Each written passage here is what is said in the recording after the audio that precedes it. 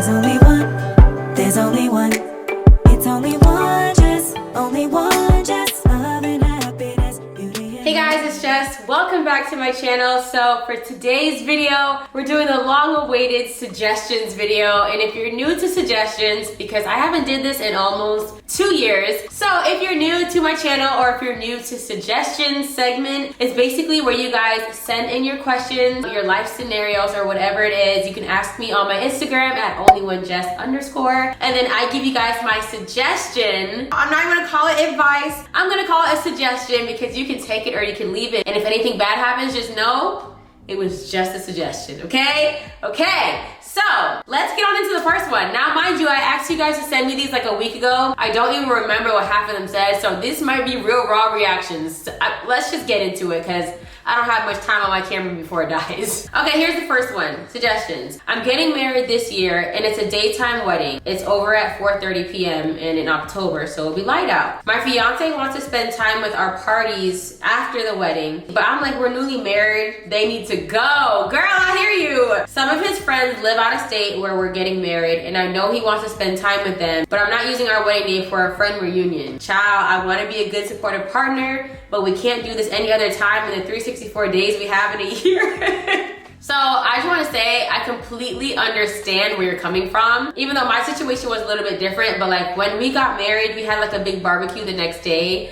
And at first it was my suggestion to Jonathan. I'm like, oh yeah, let's have a party the next day. But then I realized I don't want to see anybody the next day. I don't want to see anybody for the next week after we get married. First of all, people are going to be looking at us funny. Like, last night you had sex, didn't you? It's like, oh my gosh, I don't want to see anybody. I just wanted to lay in bed and us just like live in the moment. Like, wow, we're married. Like, let's bask in this. Like, let's remember last night, all those things. I understand your point of view. Now let's get on to his, where it's like, first of all, for guys, weddings aren't like, oh, fairy tale and oh my God, beautiful. Like, let's talk about the flowers and oh, remember last night when we cut the cake? They're just like, ooh, a party.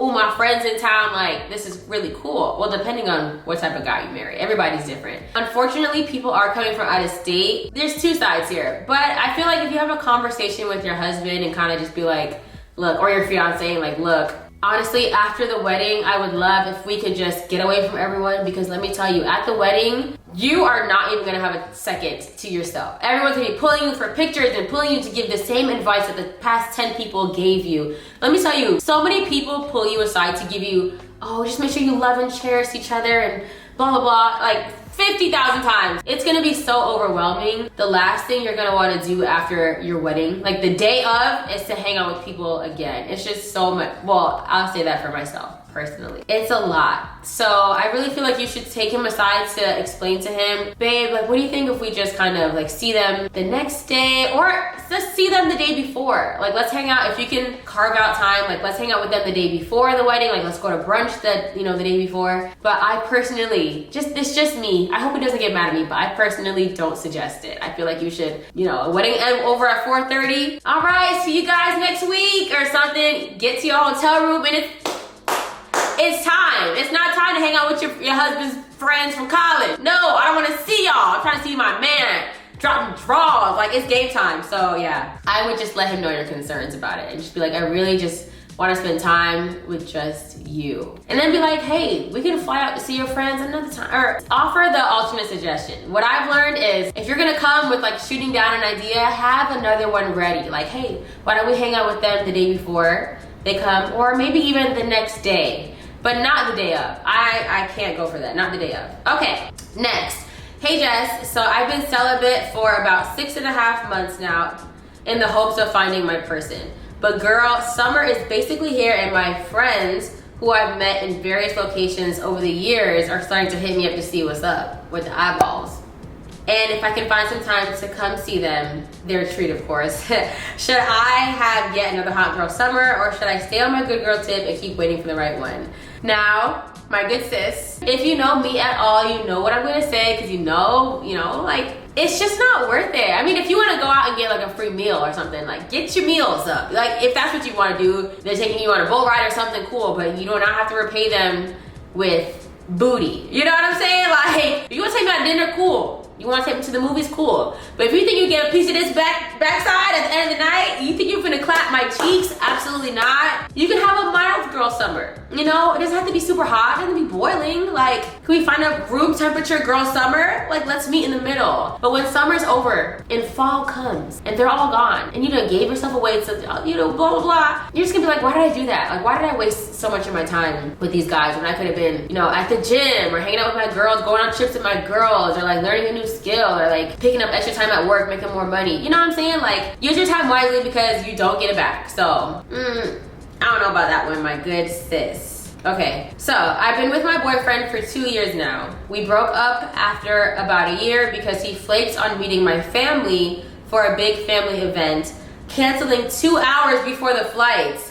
I was devastated and embarrassed, especially because my parents came all the way from Jamaica for this event and to meet him and other family too. His rationale was that I was working too hard and he didn't believe he could support me through that, knowing he was opposed to my corporate lifestyle. All right, he sounds like a bit of a hater already, but we ended up getting back together after about 5 months apart, and a lot of prayer and self-work on both sides. He made it clear that he supports me and was out of line for how he treated me during that time, as he ended up blaming me for breaking up the relationship. Since we've gotten back together, it's been great.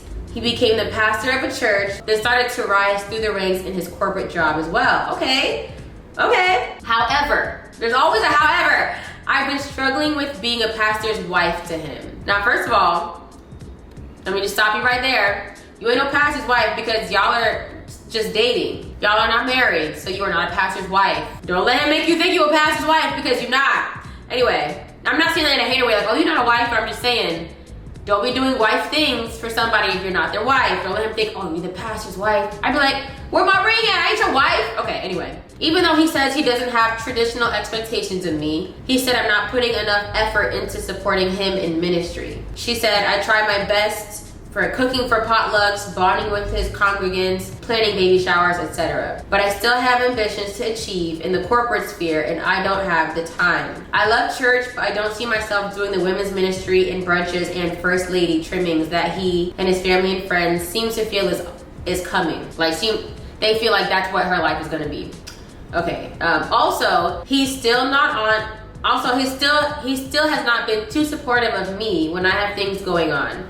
I recently broke up with him because he didn't show up at all when I had to move apartments. Sorry, y'all know I can't read sometimes, okay. He said he was too busy with his corporate job and then had to follow up with someone who died for a friend of his, and he had to attend a celebration for another friend's grandmother. He says these are his responsibilities and he couldn't forsake them. But I needed him and again he abandoned me. Was I wrong? Do you suggest I try to fix the relationship? Alright, let's start from the beginning because this is a long one. Alright, so you guys broke up. The first time you broke up was because he flaked on you. When your parents flew in from Jamaica, it was a family event and he flaked on coming. And his reasoning was because you worked too hard and he didn't believe that he could support you and he was opposed to your corporate lifestyle. So here's my question. Do you plan on ever quitting this job? Because if you plan to continue this job and he's opposed to your lifestyle, it's never gonna work out. It's never gonna work out. So oh my gosh, this just reminds me. The reason why I stopped doing suggestions is because I felt like I could just continue to tell people you need to break up. So I'm gonna try not to do that this time, but so far, it's not looking good. Okay, so if you don't plan on changing your corporate lifestyle, and that's one of his issues with you right now, I don't see how this could not, like, it's gonna be a him thing. Like, he has to change his mindset because you're not changing your job. So that's one thing I'd point out. So you guys got back together after time apart and after a lot of prayer. So here's where I have an issue with this. No, actually, I don't have an issue. So here's where I have a question with this, because you said after a lot of prayer you got back together. What did God really tell you? What did God tell you? What did you hear? Or did you just pray, you feel like you didn't get an answer, and he came back and you're like, all right, I'll get back together. Like, did God give you the answer? Like, yes, you're supposed to be with this man. I want you to be with this man. He's the one for you. And then you got back together? Or was it like, I've been praying kind of like here and there, and I mean, I haven't really heard a solid yes or no, but we got back together, you know? Because if God told you answer 100% yes, then you wouldn't be asking me, what's the last thing you said? Do you suggest I try to fix the relationship? Because if God already said yes, then the answer is yes. But if he told you not to get back together with him and you did, then the answer is no. So at the end of the day, you have to do what God told you, because you said, I'm not making this up, you said after a lot of prayer, you guys got back together. What was the answer in that prayer? You know what I'm saying? But I'll you think about that. We'll get back to that, or you figure that out. But we'll gloss over that for right now, even though that's the biggest part. But we'll gloss over it, okay? So now you said you're struggling being a pastor's wife. I already talked about the whole, like, let's not call it that, because if he's telling you, like, this is me putting words in his mouth, but if he's telling you, like, you're not doing your part as a pastor's wife, it's giving a little bit of manipulation, because it's like, if you were engaged, I'd even give him a little bit more grace there, because he'd be like, you're about to be my wife, you're about to be a pastor's wife, and you know, I need you a little more.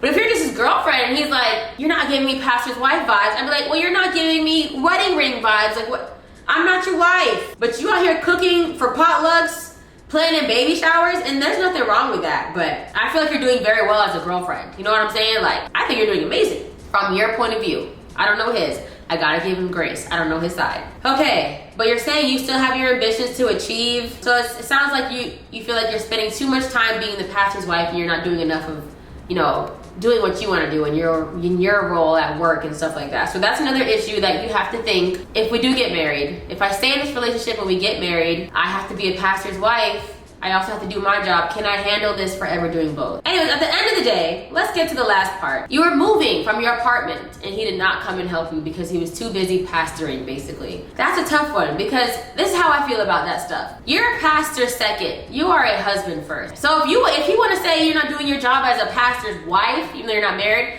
I'd be like, well, you're not doing a job as a husband. I mean, I don't even like using these words because y'all not married, but husband, hello? Where my husband at? Hello? If you guys were married and you guys are moving, and he's like, I can't help you. I personally, I don't know, it's tough, but I personally feel like pastor says this all the time, the family comes first. The family comes first. But all of a sudden, it's probably like, oh, you know, yeah, my wife, I gotta do my job. I'm not gonna tell you don't fight for your relationship, especially if God said yes. If he didn't, then this is a waste of time. But if God said this is it, y'all need to have some serious conversations about your roles in the relationship, what he expects from you, what you expect from him. And if what he's expecting from you can't give it, knowing your ambitions in life, then I would have to say this is not gonna work. I would say that this might not be the life for you, because being a pastor's wife, it's something that you can choose. You can choose not to do that. When you're a pastor's kid, like I was, you can't choose not to be a pastor's kid. Like, you're born into that, but you have a choice. If you don't want to be a pastor's wife, then marrying a pastor is probably not the best thing for you. That's all I'm gonna say on that.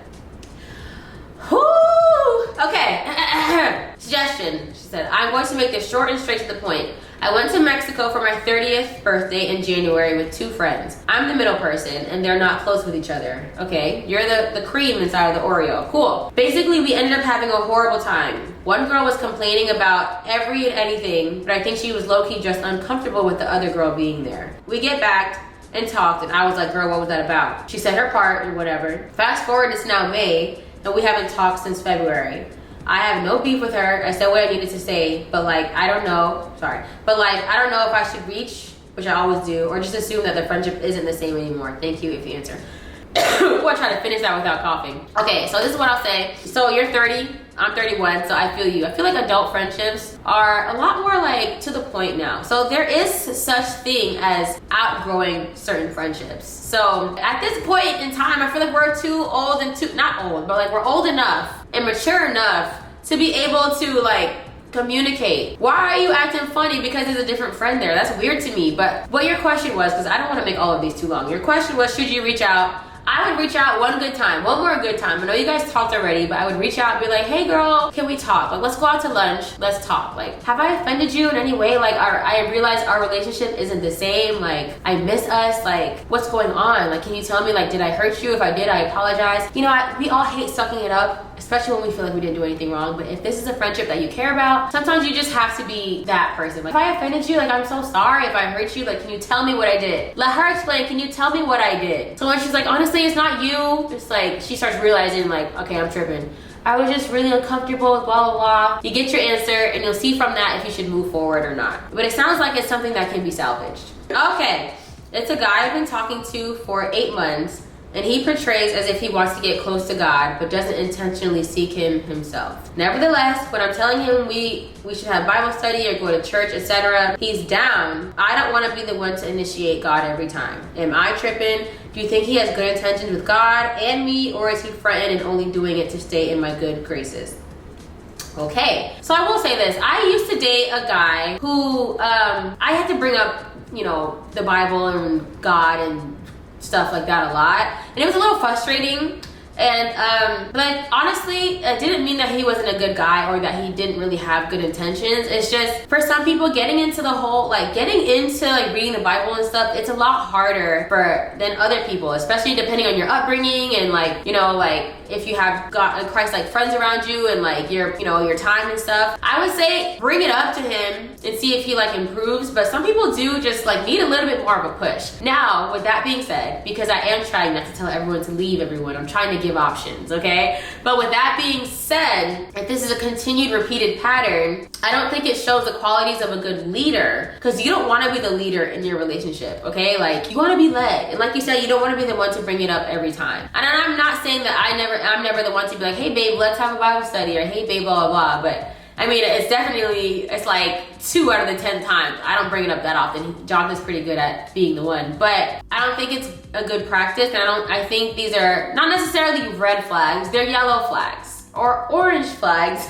Because if this is what he is now, hopefully it doesn't get worse. You know, it can get better though. I feel like you should have a conversation and be hey, I mean, I know you said, wait, what did he say? I know that you said you wanted to get closer to God, but I realize that I feel like I'm the one who's pushing you. And I don't want to feel like you're only doing this because I'm the one who's making you do it. So, is this something that you really want to do? And if so, I'd love to see you take the lead a little more on that and to have your own relationship with God and not just ours. He should be having his own Bible studies on his own and not just always you two together. So bring it up and then observe a little bit more. You need to bring it up again, observe. But as soon as you start observing and you get your answer, you know what's up, sis. I don't know about all that. All right. Okay, so a little backstory is that I got married back in 2014. Oh, they got married on 12, 13, 14. That is cute. But ever since we said I do, it's been problems. She said this is not all in order, but she left her career of doing hair, which she loved, felt like gave her purpose, and she became a stay-at-home mom. Their home went into foreclosure. She got pregnant and had 3 babies back to back. Went through baby blues a couple of times, moved into a new home. So those are a few things that happened. Things are better in the new home now that I'm working a steady home job and have been for a solid year. Great. I say all of that to say, within the last 2 years, we have not been good. Now my voice going out. Within the last 2 years, we have not been good. The marriage has been suffering tremendously. Physically, it's fine. Okay, so we know they still bumping and grinding. It's good, but it's not passionate, and I don't know how to maneuver. And life is walking on eggshells every time I have a conversation with my husband. It never leads anywhere. And I know where it came from. Okay, so she knows where it came from. A couple years ago, I got hooked into a scam with Cash App, and the person on the other end who I ended up meeting through Instagram, who portrayed themselves as a woman, was actually a man. My whole Instagram was hacked and they overtook that, and when I tried to contact them through the phone number that they had given me, they would only reply through text. So when I finally called them, no answer, no answer, no answer. But late one night, me and my husband were talking and he looked through and he was being very Tory. Okay, there's a typo there. He was being very, I'm not sure what you're trying to say there. Territorial? I'm not sure. It says a Tory. I don't know. But anyways, he took my phone and said, who have you been talking to? I've been told him about the whole thing, and although it was extremely naive on my part, I only entered into this Cash App thing to get more money for us to help us. But he called the person on the other hand, and the person that answered was actually a man. My husband then no longer trusted me and has been treating me with a cold shoulder for the past 2 years, and no matter how many conversations it takes, I'm not sure what to do at this point. I don't want to get a divorce. But when I ask him what's the route because of this, he says he is completely over what happened, and it's more so every little thing that has been done in the past, like not having food taken out from the freezer at night. What? Girl, sorry, this is crazy. Okay, she's saying like when she forgets to take food out of the freezer, I guess to thaw out, I don't know. Having the house completely tidy, he gets upset. When he comes home from work, when I was a stay-at-home mom, when I tried to explain the baby blues, he didn't want to hear it, and he just felt that it was just an excuse. Whew, okay. Again, now things are better with cleaning and cooking and playing with the kids. It's all I do, it's all that she does. So she's saying she's doing her part. She's cleaning, she's cooking, she's playing with the kids, she's feeling better, that's all she does. But she said the trust is still not there, and he's no longer in love with me. and I feel like I don't know what to do. I have tried therapy, I have tried counseling, but he will not go. He doesn't feel like he needs it. Okay, this is a lot to unpack, and I just want to say I'm so sorry that you're going through this, because that is really tough. So, I mean, I've only been married for almost a year. It hasn't even been a year yet, but I think it goes without saying is that trust in a marriage is huge. It's such a big thing, and we'll go back to the beginning from when he was like who you on the phone with. Now, I will say that's not a sign of not trusting you, but I mean, after you explained everything and you've never given him a reason to doubt before, if you've never given him a reason. Dang, y'all, sorry, my good camera died, so we're on my little camera now, but the advice is still the same. Back to what I was trying to say. This question is like out of my pay grade. Like it's more than what I could give, so I'm not gonna try to go too deep into something, because I feel like I'm gonna get myself down a rabbit hole of like, I don't have enough experience to answer this fully. But what I will say is I do feel like you have to get someone else involved, because it seems like you two trying to fix it on your own. We might be past that point, because it seems like your husband is either, I'm trying not to think negatively, I'm thinking that one, he's very hurt, or two, no, I'm not gonna think negatively. I'm not. But you know, sometimes those guys get caught doing the things that they've been doing, like they start acting funnier, but we're not gonna speak that over you. We're not gonna speak that. I'm sorry, that was unnecessary. But I would suggest getting, I don't know if you guys are church people or go to church, but I'd suggest getting a pastor involved. Now, I don't want your husband to be like, oh, now you get people all in our business and have him be more upset. So, but it seems like he doesn't want any outside help, but what you guys need is outside help right now. So you might have to get a pastor involved, or yeah, trust is number one. And to be honest, you didn't do anything wrong. Like, yeah, you made a silly mistake or a naive mistake, that's what you called it, but you didn't cheat.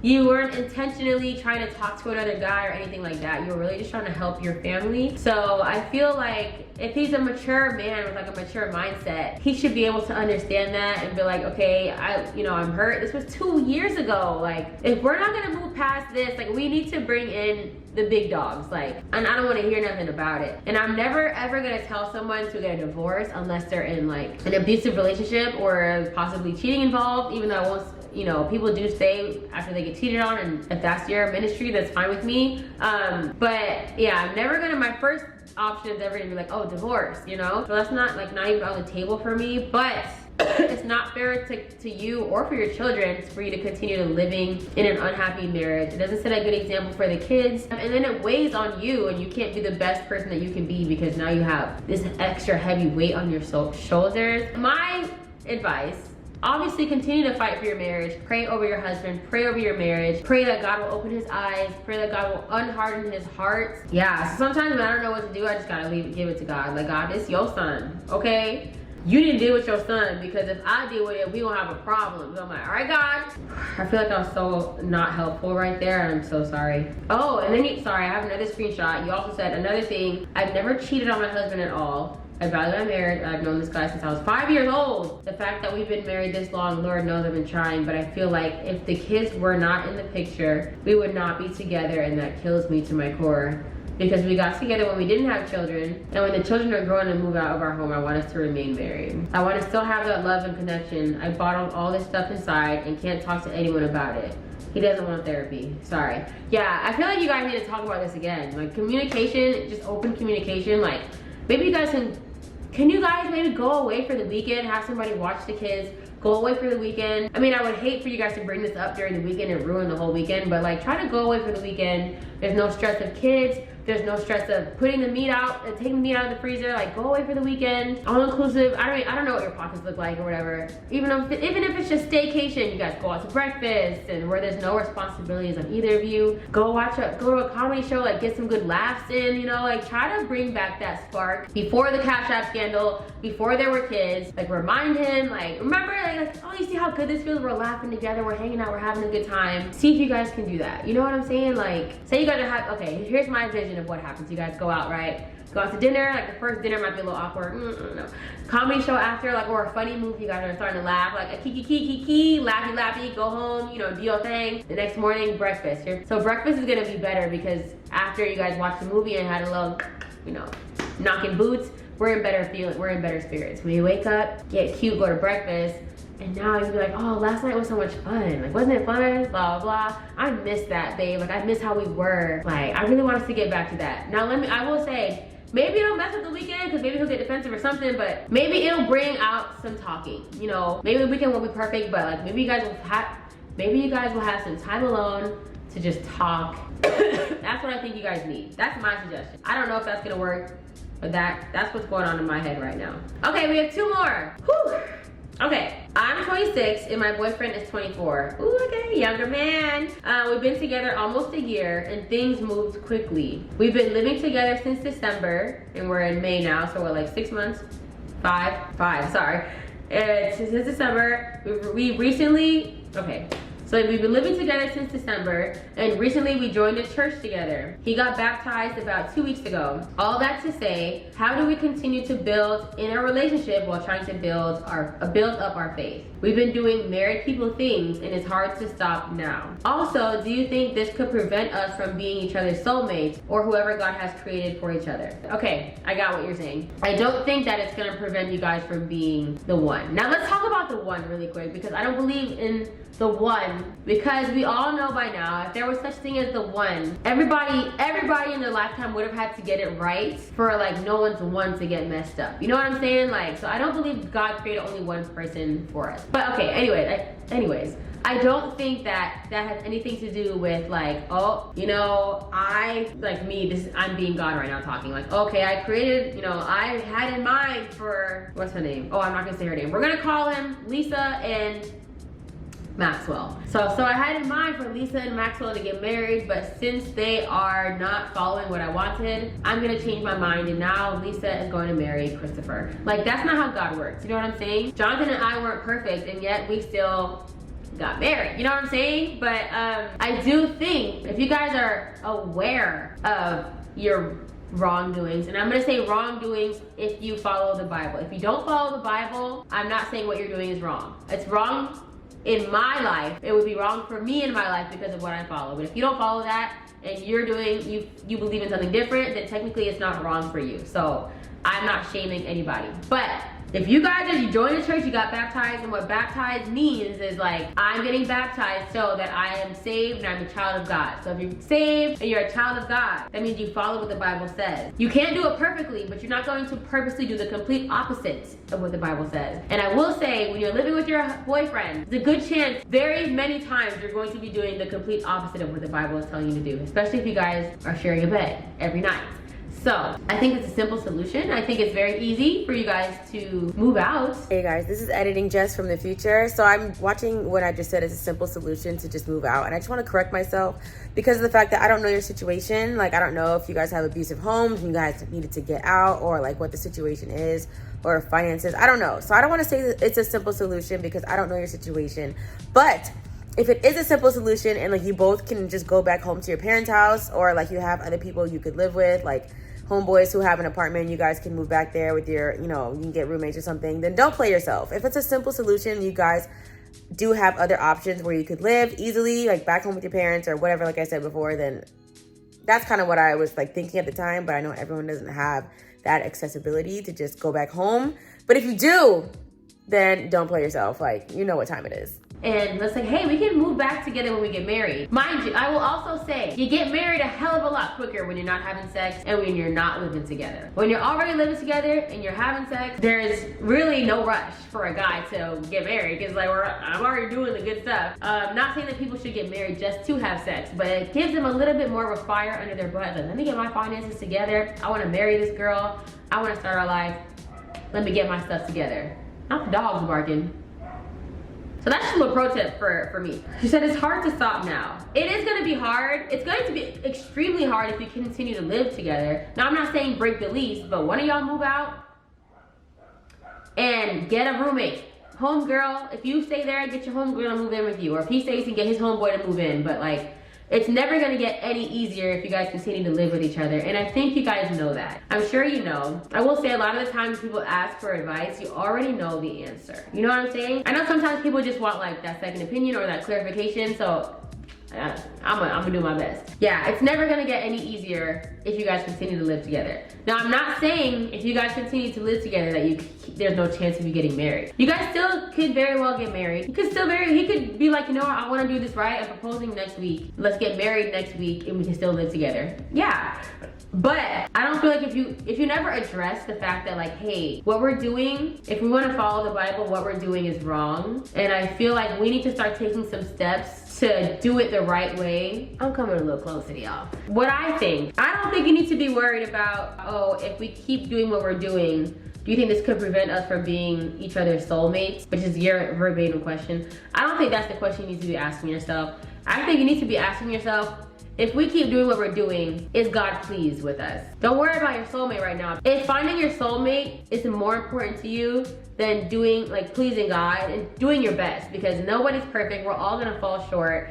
But if that's more important to you than pleasing God and you're putting your relationship before you're putting God, I think that puts you in a whole different bracket of issues. You know what I'm saying? So I think that's what you need to be focused on, to be honest. Once you figure that part out, I feel like all of the next steps will be more clear. So if you're like, actually the whole following God thing is not that much, that's not really important to me, like I don't even know if I believe in all that, then hey, do whatever you want to do. Because I'm not here to force somebody to believe in anything. Like if you don't believe in God, you don't believe in the Bible, then why would I expect you to follow what the Bible says? I'm not gonna expect you to follow what it says unless you ask me for like, do you think this is true? Then I'll tell you my opinion. But the same way I don't expect somebody who is Muslim to expect me to follow the Muslim religion and traditions if I'm not Muslim. You know what I'm saying? That's what I'm saying. Completely off topic. But once we figure out which is more important to you, like, is this gonna mess up our chances of being soulmates?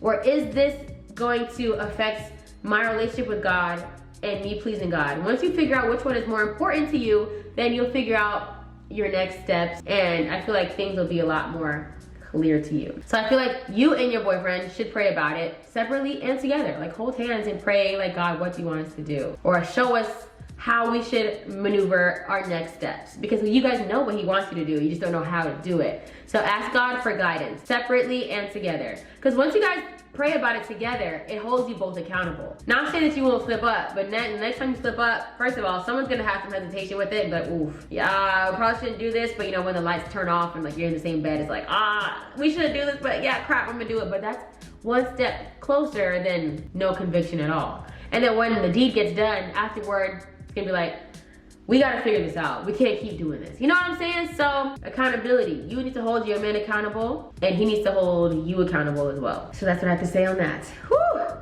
All right, here's the last one. So my suggestion is about saving up for a car. I wanna get a nice car. It's about it's about $33,000 brand new. I've always wanted to pay for my car, but the Lord always provided a vehicle for me to use and have. But now the car I have is very old and may not last. I'm 26, going to be 27 in August. I work at an airport. Do you have any advice on saving and budgeting? Well, you've come to the right place, because I mean, I was never really good at, wait, I'm kind of lying. I was really good at saving. Was I good at budgeting? No, but I was really good at saving. But yeah, just have a plan. Like say it's like, okay, I wanna buy this car in a year. There's 12 months in a year. Hold on, let me do some calculations now.